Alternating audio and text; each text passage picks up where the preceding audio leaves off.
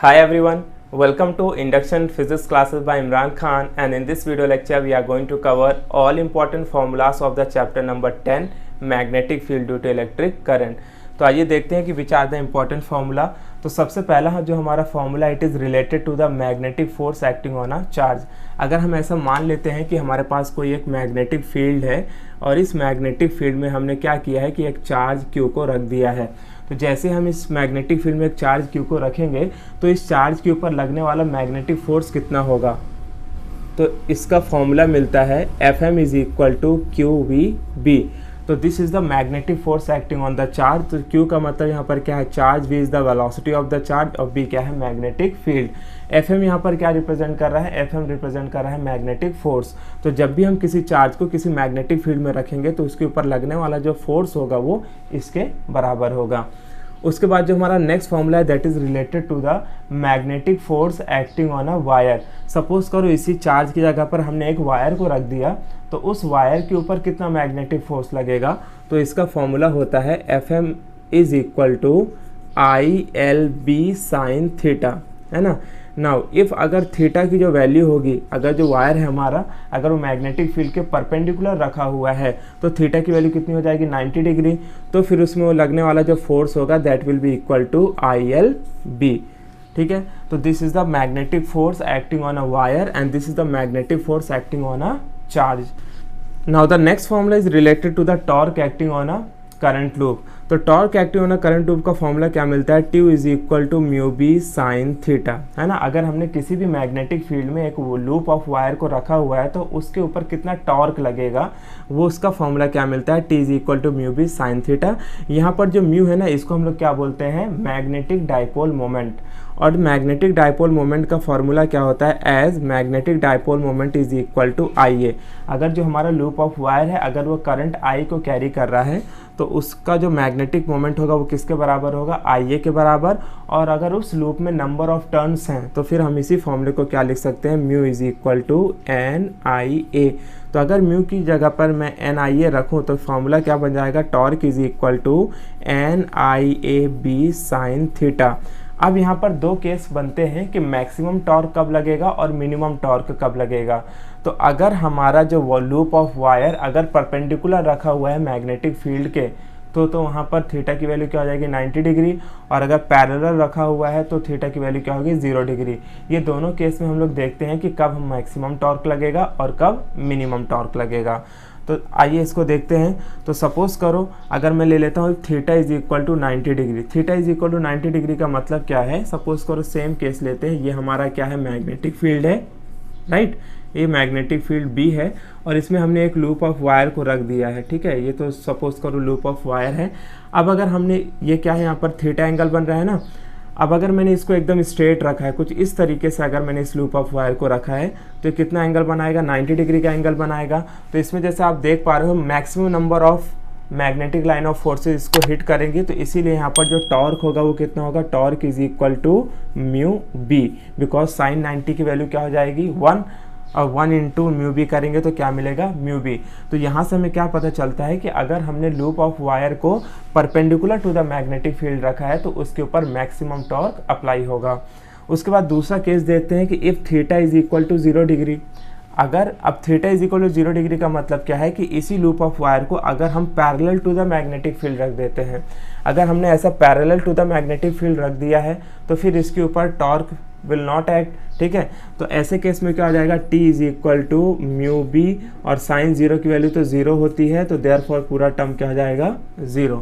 तो यहाँ से दो केसेस आपको याद रखना है कि जब टॉर्क परपेंडिकुलर होगा, जब लूप परपेंडिकुलर होगा मैग्नेटिक फील्ड के तो उसके ऊपर मैक्सिमम टॉर्क लगेगा, और जब वही लूप पैरेलल होगा मैग्नेटिक फील्ड के तो उसके ऊपर मिनिमम टॉर्क अप्लाई होगा। Now the next formula is related to the moving coil galvanometer, है ना। मूविंग कॉइल गैल्वेनोमीटर से रिलेटेड जो हमें डिफ्लेक्शन का फॉर्मूला मिलता है that is phi is equal to NAB upon K into I। तो मूविंग कोयल गैल्वेनोमीटर यानी MCG से एक ही फॉर्मूला है जहां पर हम लोग ये पता करते हैं कि जब भी मूविंग कोयल गैल्वेनोमीटर से करंट पास होगा तो कितना डिफ्लेक्शन शो करेगा। तो उसका जो हमें फॉर्मूला मिलता है that is given bye NAB upon K into I। तो N यहाँ पर क्या रिप्रेजेंट कर रहा है, N का मतलब हो गया नंबर ऑफ टर्न्स, ए क्या है एरिया, बी यहाँ पर मैग्नेटिक फील्ड है, अब आई तो पता है अपने को करंट है। अब यहाँ पर फाई का मतलब क्या है, तो फाई हम बोलते हैं डिफ्लेक्शन ऑफ द कॉइल, ठीक है, कितना वो डिफ्लेक्ट कर रहा है। और यहाँ पर जो के है इसको हम लोग बोलते हैं ट्विस्ट कांस्टेंट या टॉर्सिनल कांस्टेंट, राइट। यानी जब उससे करंट पास होगा तो वो क्या होगा, ट्विस्ट होगा वायर। जब वो ट्विस्ट होगा तो उसकी जो वैल्यू है उसको हम किससे रिप्रेजेंट करेंगे, के से रिप्रेजेंट करेंगे। और उसी ट्विस्ट होने की वजह से वहाँ पर क्या शो होगा, डिफ्लेक्शन शो होगा। अब अगर यहाँ पर आप देखोगे तो ये जो फाई है ना, it is directly proportional to current. तो जो भी गैल्वेनोमीटर में डिफ्लेक्शन हमें शो होगा वो किसके ऊपर डिपेंड करेगा, करंट के ऊपर डिपेंड करेगा। जितना ज़्यादा करंट पास होगा गैल्वेनोमीटर से उतना ज़्यादा डिफ्लेक्शन होगा, जितना कम करंट पास होगा उतना कम डिफ्लेक्शन होगा।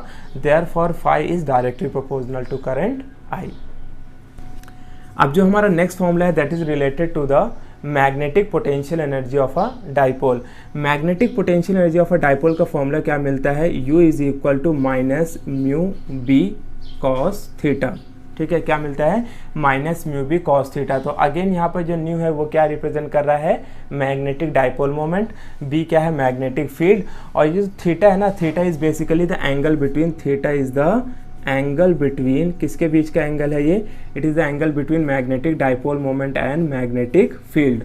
तो ये यहाँ पर हमें क्या मिल गया formula, it is related to the magnetic potential energy, और मैग्नेटिक पोटेंशियल एनर्जी को यू से डिनोट करते हैं। तो इसका फॉर्मूला क्या मिल रहा है अपने को, म्यू बी कॉस थीटा। अब यहाँ पर दो केस बनते हैं कि कब potential energy of a magnet maximum होगी और कब मैग्नेटिक पोटेंशियल एनर्जी मिनिमम होगी। तो यहाँ पर दो केसेस में सबसे पहला केस हम ये ले लेते हैं कि if theta is equal to 0 degree. Theta is equal to 0 degree का मतलब क्या है, that magnetic dipole moment and magnetic field are parallel to each other. जब दोनों एक दूसरे के पैरेलल होंगे तो उनके बीच में बनने वाला जो एंगल होगा वो कितना होगा, 0 डिग्री होगा। अगर 0 डिग्री एंगल होगा तो फिर यहाँ पर पोटेंशियल एनर्जी का फॉर्मूला क्या हो जाएगा, U is equal to minus mu B, because cos 0 की वैल्यू क्या होगी 1 into U B, sorry 1 into mu B कितना हो जाएगा यहाँ पर, माइनस म्यू बी। तो यहाँ से हमें क्या पता चल रहा है, this is the minimum potential energy, है ना, क्योंकि यहाँ पर माइनस साइन आ रहा है तो इसीलिए हम इसको क्या बोलेंगे, यानी कि जब थीटा की वैल्यू 0 होगी, यानी कि जब मैग्नेटिक डाइपोल मोमेंट और मैग्नेटिक फील्ड पैरेलल होंगे एक दूसरे के, तो वहाँ पर हमें क्या मिलेगा, मिनिमम पोटेंशियल एनर्जी मिलेगा। दूसरा केस हमारा बनता है theta is equal to 180 degree. 180 degree का मतलब क्या है, if the magnetic dipole moment of a magnet and the magnetic field are anti parallel to each other. तो ऐसे केस में फिर u की वैल्यू क्या हो जाएगी, देखो माइनस म्यू बी और कॉस 180। अब कॉस 180 की वैल्यू कितनी होती है, -1, तो माइनस इंटू माइनस करेंगे तो म्यू की वैल्यू क्या हो जाएगी, म्यू बी। तो यहाँ पर अपने को क्या पता चल रहा है कि ये क्या बता रहा है अपने को कि मिनिमम मैग्नेटिक पोटेंशियल एनर्जी है, और ये इक्वेशन हमें क्या बता रहा है कि मैक्सिमम मैग्नेटिक पोटेंशियल एनर्जी है। Okay, now the next formula is related to the magnetic field due to a long straight wire carrying current I, है ना।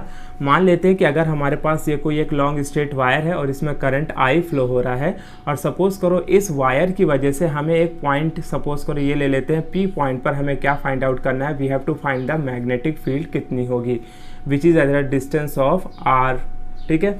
तो इसका जो हमें फॉर्मूला मिलता है that is given by B is equal to mu naught upon 2 pi I upon R. तो ये जो बेसिकली फॉर्मूला है ये हमें क्या बताता है कि अगर हमारे पास कोई भी एक लॉन्ग स्ट्रेट वायर है जिसमें करंट आई फ्लो हो रहा है, तो उस वायर की वजह से किसी एक पर्टिकुलर पॉइंट पर कितनी मैग्नेटिक फील्ड होगी, तो उसका फॉर्मूला मिलता है B is equal to nu naught I upon 2r। अब यहाँ पर जो न्यू नॉट है ना, न्यू नॉट का मतलब क्या होता है, यहाँ पर न्यू नॉट की जो वैल्यू होती है that is equal to 4 pi into 10 की पावर -7। तो हम क्या करेंगे, इस फॉर्मूले को इस तरीके से भी लिख सकते हैं, B is equal to mu naught upon 4 pi 2i upon R. इस तरह से हमने इसको क्यों लिखा है, क्योंकि हमें पता है म्यू नॉट की वैल्यू कितनी होती है, 4 पाई इंटू 10 की पावर -7। तो अगर मैं इस तरह से इक्वेशन लिख दूंगा तो 4 पाई से 4 पाई आसानी से कैंसिल हो जाएगा और जो हमारा कैलकुलेशन वो बहुत इजी हो जाएगा। तो जस्ट मैंने इस वाले से इसमें क्या किया है, मैंने 2 से इसको मल्टीप्लाई एंड डिवाइड किया है ताकि हमारा कैलकुलेशन ईजी हो सके। बेसिक फॉर्मूला यही है, B is equal to mu naught upon 2 pi I upon R. लेकिन सिंस म्यू नॉट की वैल्यू कितनी होती है, 4 पाई इंटू 10 की पावर -7, इसीलिए मैंने यहाँ पर इक्वेशन में 2 से मल्टीप्लाई एंड डिवाइड किया ताकि ये भी क्या बन जाए, 4 पाई बन जाए। और जब हम इसकी वैल्यू को पुटअप करें तो 4 पाई कैंसिल हो जाए, right. Now the next formula is related to the force of attraction between the two parallel long wires. मान लेते हैं कि अगर हमारे पास दो वायर्स हैं, दोनों एक दूसरे के पैरेलल हैं, इसको हम नाम देते हैं wire number 1, this is wire number 2। इसमें जो करंट फ्लो हो रहा है दैट इज I1 और इसमें जो करंट फ्लो हो रहा है I2, और इन दोनों के बीच का जो सेपरेशन डिस्टेंस है that is given bye D। तो इन दोनों वायर की वजह से जो फोर्स लगेगा वो कितना होगा, that is given by force per unit length is equal to mu naught upon 2 pi I1 I2 upon D। तो where I1 I2 are the current flowing through the wire I1 and I2, और D क्या है, उनके बीच का distance, और L क्या है यहाँ पर रिप्रेजेंट कर रहा है, L तो रिप्रेजेंट कर रहा है लेंथ ऑफ द वायर। तो यहाँ पर अगर हमारे पास दो वायर्स हैं, दोनों की वजह से अगर हमें ये पता करना है कि फोर्स ऑफ अट्रैक्शन कितना होगा, यानी फोर्स पर यूनिट लेंथ कितना होगा, तो it is given by formula mu naught upon 2 pi I1 I2 upon D। Then the next formula is related to the magnetic field at the center of the loop। अगर हम मान लेते हैं कि हमारे पास कोई लूप है, सपोज करो ये लूप है, तो लूप के सेंटर पे मैग्नेटिक फील्ड कितनी होगी, तो इसका जो हमें फॉर्मूला मिलता है that is given by B is equal to mu naught upon 2 pi I upon R।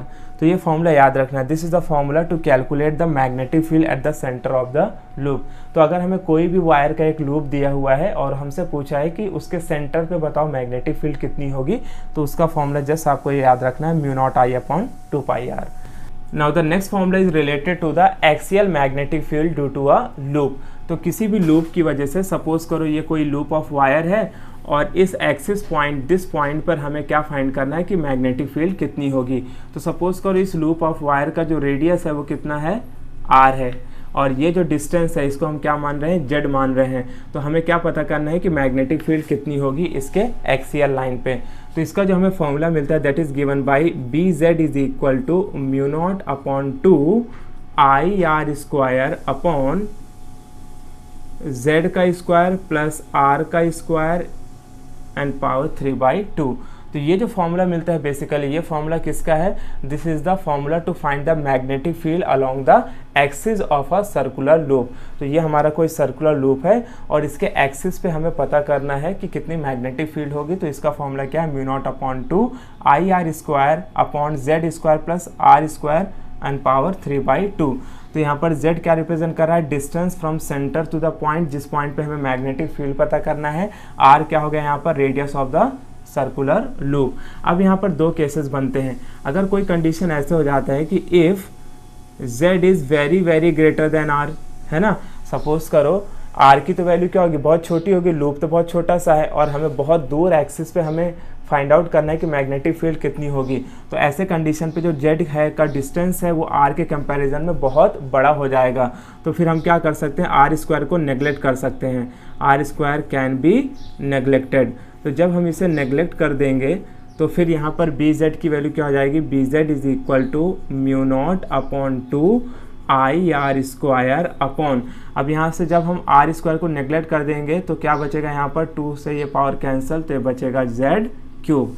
तो ये फॉर्मूला कभी तब अप्लाई होगा जब हमारे गिवन कंडीशन में ये बताया हुआ हो कि जो हमारा एक्सिस का जो डिस्टेंस है सेंटर से वो क्या है, R के कंपैरिजन में बहुत ज़्यादा है, यानी हम R स्क्वायर को क्या कर सकते हैं वहाँ पर नेगलेक्ट कर सकते हैं। तो फिर हमारा मैग्नेटिक फील्ड इतना हो जाएगा, राइट।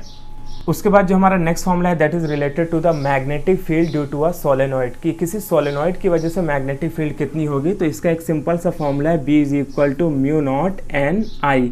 तो यहाँ पर N का जो मतलब है बेसिकली N रिप्रेजेंट करता है number of turns per unit length. तो इसी फॉर्मूले को हम क्या लिख सकते हैं, B is equal to nu naught N upon LI। This formula is related to the magnetic field due to a solenoid. तो किसी भी सोलेनॉइड की वजह से मैग्नेटिक फील्ड कितनी प्रोड्यूस होगी, तो उसका एक ही फॉर्मूला है और इसी के ऊपर न्यूमेरिकल्स आते हैं, तो इसमें कुछ ज़्यादा सोचना नहीं है। B is equal to nu naught NI।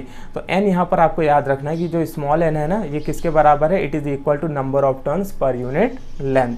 And the last formula is related to the magnetic field due to a toroid. किसी भी टोरॉइड की वजह से जो मैग्नेटिक फील्ड होगी वो कितनी होगी, है ना। सपोज करो टोरॉइड क्या होता है, इसे हम नॉर्मली इसमें अगर आप कॉइलिंग कर दोगे कुछ इस तरीके से तो इसे हम क्या बोल देंगे, ये क्या बन गया, टोरॉइड बन गया। अगर आप इसे जस्ट नॉर्मल स्ट्रेट करके कॉइलिंग करोगे तो इसे हम क्या बोल देंगे, ये सोलेनॉइड बन गया। तो सोलेनॉइड की वजह से मैग्नेटिक फील्ड कितनी है, न्यू नॉट एन आई। अब हमें पता करना है कि इस टोरॉइड की वजह से मैग्नेटिक फील्ड कितनी होगी। तो इसका जो हमें फॉर्मूला मिलता है that is B is equal to mu naught upon 2 pi N I upon R. तो n यहाँ पर क्या रिप्रेजेंट कर रहा है, number of turns, I is the current और R क्या है यहाँ पर, R is the radius. So these are the overall important formulas of this chapter.